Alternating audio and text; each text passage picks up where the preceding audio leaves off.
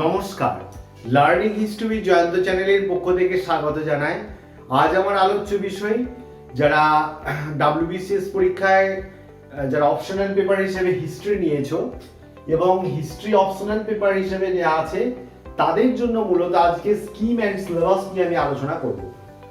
প্রসঙ্গত বলে রাখি, আমি অ্যানসিয়েন্ট এবং মিডাইভাল ইন্ডিয়ার যে অপশনাল পেপারটা সেই পেপারটা আমি অলরেডি সিলেবাসটা সম্পর্কে আলোচনা করেছি। সরি, আজ যেটা আলোচনা করা হবে modern India and the world, modern India and the world, এই পেপারের যে সিলেবাসটা রয়েছে এই দুটো পেপারে আছে। একটা পেপার আলোচনা করা হয়েছে আর আজকে একটা পেপার আলোচনা করা হবে, সেটা হচ্ছে modern India and the world. এই সিলেবাসটা তোমরা একটু শুনবে, কারণ যারা প্রথম বা যারা ফার্স্ট এই WBCS এক্সাম দিচ্ছ তাদের ক্ষেত্রে এই সিলেবাসটা জানা খুব জরুরি আছে। তো আমি সংক্ষেপে বাংলায় বলার চেষ্টা করব। তো তোমরা সিলেবাসটা কি কি দেওয়া আছে, সিলেবাসটা বা মেইন জিনিসটা বা ইম্পর্টেন্ট বিষয়গুলো কি সেটা আমি বলার মাধ্যমেই তোমরা বুঝতে পারবে। তো এই দিকটা তোমরা দেখো, সিলেবাসটা ভালো করে শুনো, বারবার শুনো, নিয়ে একটা রপ্ত করে নাও। তারপরে তুমি অন্যান্য বই বা আমি দেখবে নেক্সট ভিডিওতে কি কি রেফারেন্স বই এই WBCS এর জন্য রয়েছে, বিশেষ করে প্রিলিমসের জন্য, মেনের জন্য, সেই বিষয় নিয়ে আমি আলোচনা করব। সেগুলো তুমি পরবর্তীকালে দেখতে থাকবে, কিন্তু এখন সিলেবাসটা রপ্ত করো, বারবার দেখে তোমরা রপ্ত করো, ঠিক আছে? যাই হোক, আমরা এবারে বিষয়ের দিকে যাই।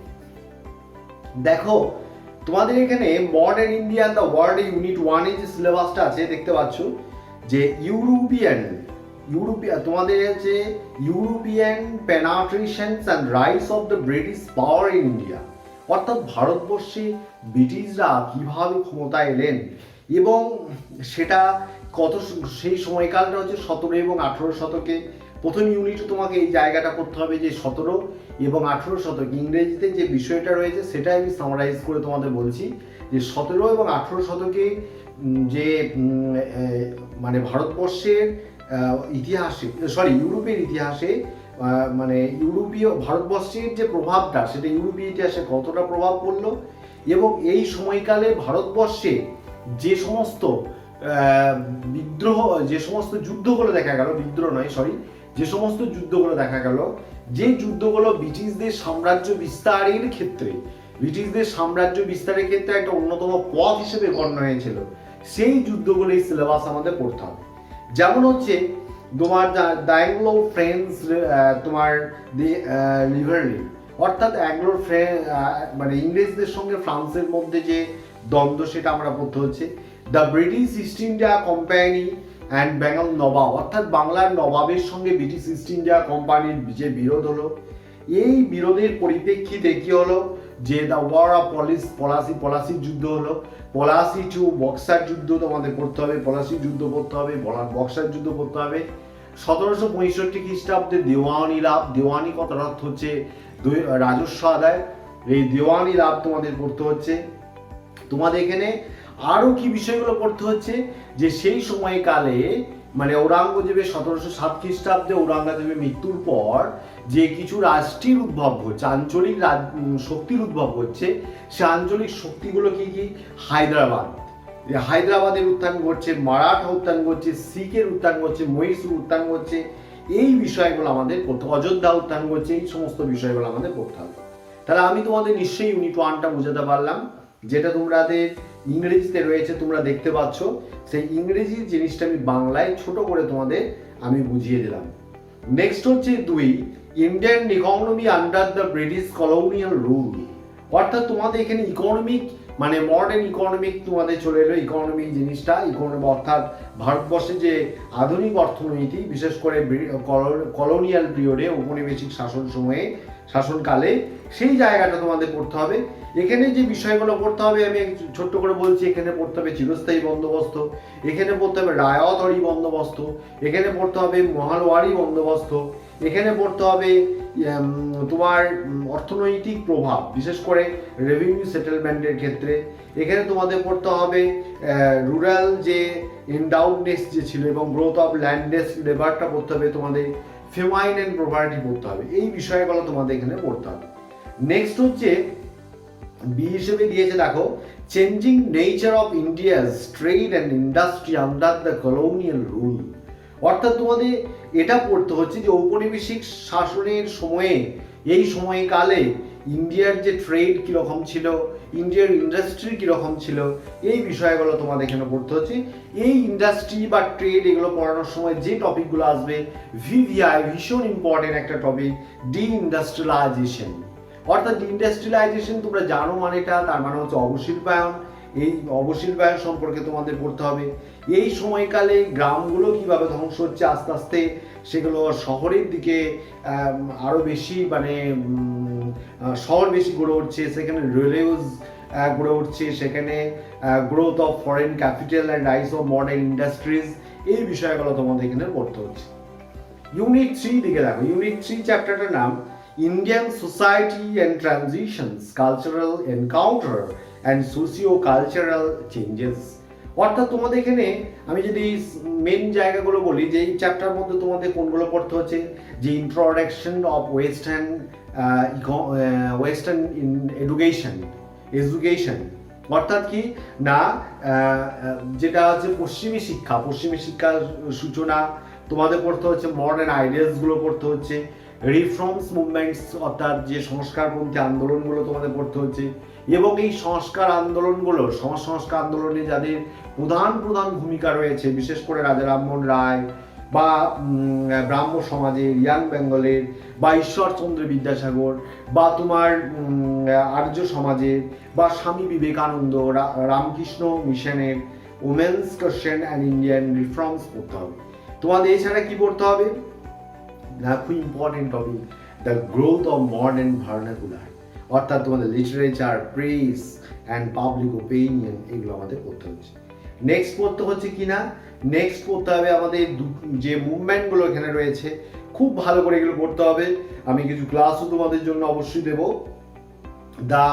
The Faraji movements, Wahhabi movements, Aligarh movements, ঠিক আছে। এই বিষয়ে এখানে এই মুভমেন্টসগুলো আমাদের আরও অনেক মুভমেন্টস আছে, সেগুলো আমরা পড়তে হবে, যেগুলো ডিটেলে যখন আলোচনা করে বলবো। এছাড়া আমাদের পড়তে হবে social reforms movement in the late 19 and early 20 centuries, ঠিক আছে। এই বিষয়গুলো আমাদের পড়তে হবে। ইউনিট 4 যেটা পড়াচ্ছে renaissance to the British rule, দারুণ টপিক এটা, তোমরা চিন্তা করতে পারছো, এত ভালো টপিক দিগুলো দিয়েছে এখানে।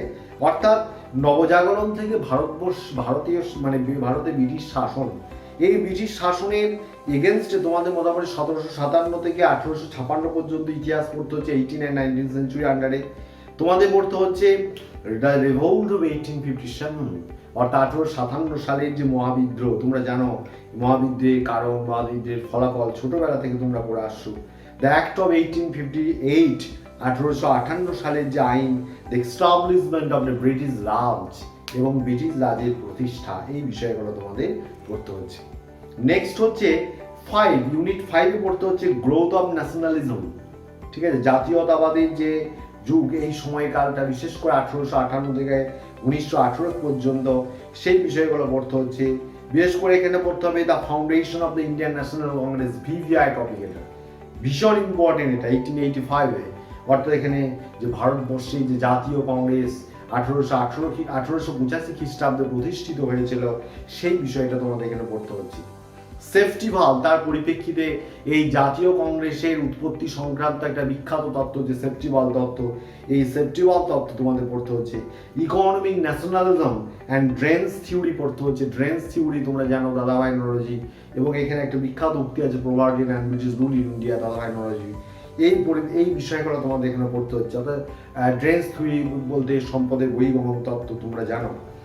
এই সময়ে ভারতবর্ষে যে জাতীয় কংগ্রেস, এই জাতীয় কংগ্রেস প্রতিষ্ঠার পর দুটো গোষ্ঠীতে বিভক্ত হয়েছে, দ্য মডারেটস অ্যান্ড এক্সট্রিমিস্ট, অর্থাৎ চরমপন্থী এবং নরমপন্থী দুটো ভাগে বিভক্ত হচ্ছে, এই বিষয়টা করতে হচ্ছে।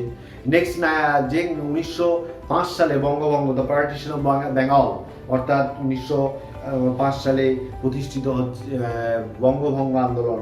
এবং যেটা হচ্ছে তারপরে স্বদেশী বাংলায়, the swadeshi movement in Bengal, অর্থাৎ বাংলায় স্বদেশী আন্দোলন, এবং তার বিভিন্ন স্বদেশী আন্দোলনে বিভিন্ন প্রভাব, তত্ত্ব, অর্থনৈতিক, economic, cultural and political aspect of swadeshi movement, এই বিষয়টা আমাদের পড়তে হবে, ঠিক আছে।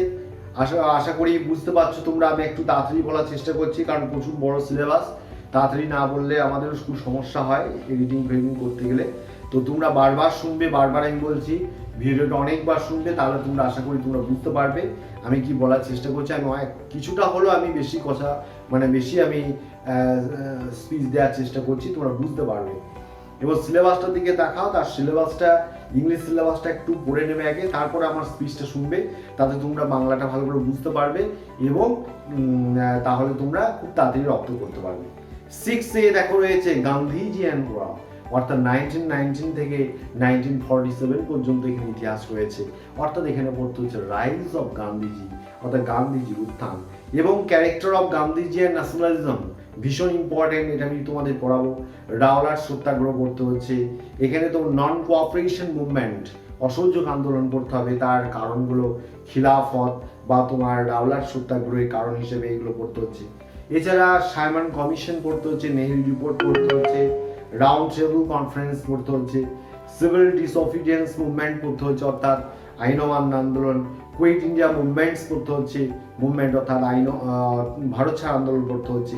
এছাড়া এই সময়কালে লেফট অর্থাৎ বামপন্থীদের কতটা ভূমিকা ছিল, নেতাজি সুভাষচন্দ্র বসুর কতটা ভূমিকা ছিল, তার আইনে কতটা ভূমিকা ছিল, ইন্ডিয়ান ন্যাশনাল আর্মি কতটা ভূমিকা ছিল, দ্য কংগ্রেস সোশ্যালিস্ট পার্টি প্রতিষ্ঠিত হচ্ছে তার কতটা ভূমিকা ছিল, the communist party of India, ভারতবর্ষে কমিউনিস্ট পার্টি প্রতিষ্ঠিত হচ্ছে তার কতটা ভূমিকা ছিল। এছাড়া বিভিন্ন কৃষক বিদ্রোহ পড়তে হচ্ছে, বিভিন্ন ট্রেড ইউনিয়ন এখানে তোমাদের পড়তে হবে, ঠিক আছে। এছাড়া তোমাদের পড়তে হবে rise of Muslim League, Muslim লীগের উত্থান করতে হচ্ছে, ডিম্যান্ড, সব থেকে ইম্পর্টেন্ট টপিক এখানে, demand for Pakistan Hindu nationalism ডিসপ্রেস, তোমাদের পড়তে হচ্ছে কি না পাকিস্তান প্রস্তাব বা পাকিস্তান দাবি। এবং তোমাদের এখানে পড়তে হবে পার্টিশন অ্যান্ড ইন্ডিপেন্ডেন্স, এই বিষয়টা খুব ইম্পর্টেন্ট, এই জায়গাটা তোমাদের এখানে পড়তে হবে। B.R. আম্বেদকরের কতটা ভূমিকা রয়েছে এই বিষয়টা আমাদের পড়তে হবে। নেক্সট 7 ইউনিটে দেখো দ্য কনস্টিটিউশনাল ডেভেলপমেন্টস, সময়কাল 1773 থেকে 1947 পর্যন্ত তোমাদের দেওয়া আছে বিভিন্ন আইনগুলো, অর্থাৎ 1773 সালে যেটা হয়েছিল regulating act, piece India act, charter acts রয়েছে, ঠিক আছে, 1861, 1892, 1909 মলেমিন্টো আইন, তারপরে 1919 হচ্ছে মন্টেগু চেমসফোর্ড শাসন সংস্কার। এছাড়া তোমাদের পড়তে হচ্ছে কি ক্রিপস মিশন, অর্থাৎ 1942 সালে ক্রিপস মিশন পড়তে হবে তোমাদের, ওয়াবেল প্ল্যান পড়তে হচ্ছে, ক্যাবিনেট মিশন পড়তে হচ্ছে। সব থেকে ইম্পর্টেন্ট আর একটা টপিক রয়েছে অ্যাক্ট অফ ইন্ডিয়ান ইন্ডিপেন্ডেন্স, তোমাদের পড়তে হচ্ছে, অর্থাৎ 1947 সালে যে ভারতের যে স্বাধীনতা আইন পাস হয়েছিল সেই বিষয়গুলো পড়তে হবে। ইউনিট 8 পড়তে হচ্ছে কনসলিডেশনস অ্যাজ আ নেশনস আফটার 1947। এই চ্যাপ্টারের মধ্যে যে বিষয়গুলো পড়তে হচ্ছে সেটা হচ্ছে ফেমাইন অফ দ্য ইন্ডিয়ান কনস্টিটিউশনস পড়তে হবে। তোমাদের এখানে পড়তে হচ্ছে যে সব থেকে ইম্পর্টেন্ট যেটা হচ্ছে legislative reorganisations of state, making of Indian foreign policy, এই বিষয়গুলো তোমাদের এখানে পড়তে হচ্ছে। এছাড়া তোমাদের পড়তে হবে যা নিরপেক্ষ আন্দোলন করতে হবে, তোমরা জানো, এবং তৃতীয় বিশ্বের ওপর তার প্রভাব কতটা পড়েছিল এই বিষয়গুলো করতে হবে। ইউনিট বি এর দিকে চলে আসে আমি, এনলাইটমেন্ট অ্যান্ড মডার্ন আইডিয়ালস, এর মধ্যে পড়তে হচ্ছে মেজর আইডিয়ালস অফ এনলাইটমেন্ট, অর্থাৎ জ্ঞানদীপ্তির প্রধান যে কারণ এবং ইম্প্যাক্ট এবং তার প্রভাবগুলো পড়তে হবে। ফ্রেঞ্চ রেভলিউশন, ফরাসি বিপ্লব পড়তে হচ্ছে, বিশেষ করে 1789 টু 1815 পর্যন্ত, যেটা পড়তে 1815 পর্যন্ত। হ্যাঁ, আমেরিকান ওয়ার অফ ইন্ডিপেন্ডেন্স পড়তে হচ্ছে 1776-এ, অর্থাৎ আমেরিকার স্বাধীনতার যুদ্ধ, ঠিক আছে। তোমাদের ইন্ডাস্ট্রিয়ালাইজেশন পড়তে হচ্ছে, অর্থাৎ ইন্ডাস্ট্রিয়াল রেভলিউশন পড়তে হচ্ছে ইংল্যান্ড, অর্থাৎ ইংল্যান্ডে প্রথম শিল্প বিপ্লব হয়েছিল, কেন প্রশ্নগুলো পরীক্ষায় দেয়। এবং পরবর্তীকালে অন্যান্য কান্ট্রি, ইউএসএ বড়, জার্মানি, রাশিয়া, জাপান, ইন্ডাস্ট্রি শিল্প বিপ্লবের যে প্রভাব সেই বিষয়গুলো পড়তে হবে। 3 নম্বর ইউনিটে ন্যাশনালিজম পড়তে হচ্ছে, অর্থাৎ rice of nation state in Europe, বিশেষ করে ইতালি এবং জার্মানিতে, জার্মানির যে জাতীয়তাবাদ, ইতালি জাতীয়তাবাদ, বিষয়গুলো পড়তে হবে। 4 নম্বর ইউনিটে ইম্পেরিয়ালিজম, কলোনিয়ালিজম অ্যান্ড ওয়ার, এই বিষয়টা পড়তে হচ্ছে, অর্থাৎ এখানে যে বিষয়গুলো ইম্পর্টেন্ট যে ক্যাপিটালিজম, ইম্পেরিয়ালিজমস, ঠিক আছে, স্ক্র্যাম্বল ফর কলোনাইজ, ঠিক আছে, এবং তোমাদের ফার্স্ট ওয়ার্ল্ড ওয়ার, তোমাদের impact of the first world war করতে হবে, রাশিয়ান রেভলিউশন, রাশিয়ার বিপ্লব, establishment of a Soviet state, এই বিষয়গুলো পড়তে হচ্ছে, এই সোশিয়ালিস্ট স্টেট। তোমাদের ফোর্থ ইউনিটে পড়তে হচ্ছে ওয়ার্ল্ড হিস্ট্রি ফ্রম 1919 টু 1945। এর মধ্যে তোমাদের পড়তে হচ্ছে লিগ অফ নেশন, জাতিসংঘ। তোমাদের পড়তে হবে রাইস অফ নাৎসিজম, ফ্যাসিজম, অর্থাৎ হিটলারের নেতৃত্বে যে নাৎসিজমের উত্থান করলো, মুসোলিনি নেতৃত্বে ফ্যাসিবাদের উত্থান করলো, সেই বিষয়গুলো পড়তে হচ্ছে। এবং সেকেন্ড ওয়ার্ল্ড ওয়ার, কারণ এবং তার ফলাফল, দ্বিতীয় বিশ্বযুদ্ধ, এই বিষয়টা পড়তে হচ্ছে। Six unit Asia and Africa after world war two, অর্থাৎ দ্বিতীয় বিশ্বযুদ্ধের পর এশিয়া এবং আফ্রিকার যে পরিস্থিতিগুলো, বিশেষ করে চাইনিজ রেভলিউশন অফ 1949, 1949 সালে রাশিয়ার বিপ্লব, ন্যাশনালিস্ট যে মুভমেন্টসগুলো দেখা গিয়েছিল, ডিকলোনাইজেশন তোমাদের পড়তে হবে ইন সাউথ ইস্ট এশিয়া, ঠিক আছে, এই বিষয়গুলো তোমাদের এখানে পড়তে হচ্ছে। এবং চেঞ্জেস অফ ইন আফ্রিকা, এই বিষয়টা। 7 cold war, VVI, cold war and global, যেটা হচ্ছে সিনারিও, যেটা হচ্ছে পড়তে হচ্ছে তোমাদের, বিশেষ করে গ্লোবাল ওয়ারের, বিশেষ করে origins and growth of cold war, এই বিষয়টা পড়তে হচ্ছে, কোল্ড ওয়ার, ঠান্ডা যুদ্ধ।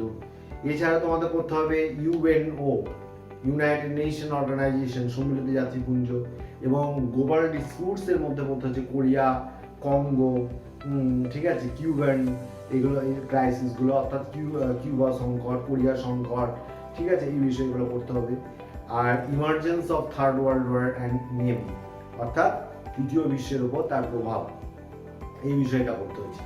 লাস্ট হচ্ছে 8 কোলাপস অফ সোভিয়েত ইউনিয়ন, অর্থাৎ সোভিয়েত ইউনিয়নে তোমার disintegrations of the Soviet Union causes and consequences, অর্থাৎ সোভিয়েত ইউনিয়নের পতনের যে কারণ এবং তার ফলাফল, এই বিষয়টা পড়তে হচ্ছে। এন্ড অফ কোল্ড ওয়ার, অর্থাৎ ঠান্ডা যুদ্ধের অবসান, political changes in eastern Europe, অর্থাৎ পূর্বাঞ্চলে যে ইউরোপের যে রাজনৈতিক যে পরিবর্তনগুলো দেখা যাচ্ছে, এই বিষয়টা পড়তে হবে।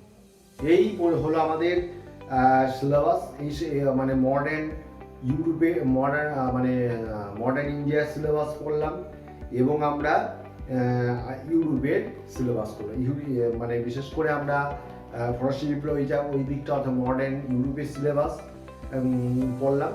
এই দুটো সিলেবাসের নিয়ে আমাদের আলোচনা করা হতো, ওয়ার্ল্ডের সিলেবাস নিয়ে আমাদের আলোচনা করা হতো।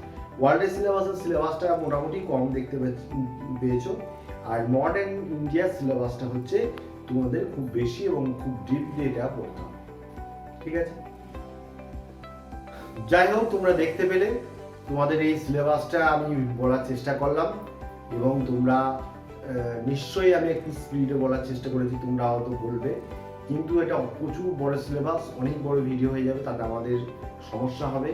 এই জন্য আমাদের একটু স্পিডে বলা, তোমরা বারবার শুনতে থাকবে, তাহলে মোটামুটি বুঝতে পারবে। আমি ওই জন্য প্রত্যেকটা ইউনিটে দেখবে একটু সামারাইজ করে আমি মেন জায়গাগুলো বলার চেষ্টা করেছি।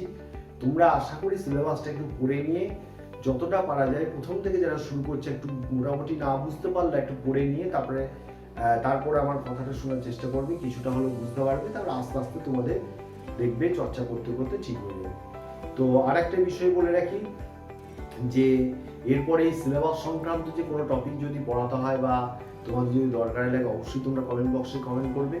আর আমি নেক্সট ভিডিওতে এই সংক্রান্ত, ডাব্লিউবিসিএস সংক্রান্ত কী কী বই রয়েছে, সেই সংক্রান্ত বই নিয়ে তোমাদের একটা ভিডিও খুব শীঘ্রই আনছি আমি, এবং বিভিন্ন মক নেক্সট ইয়ারে, অর্থাৎ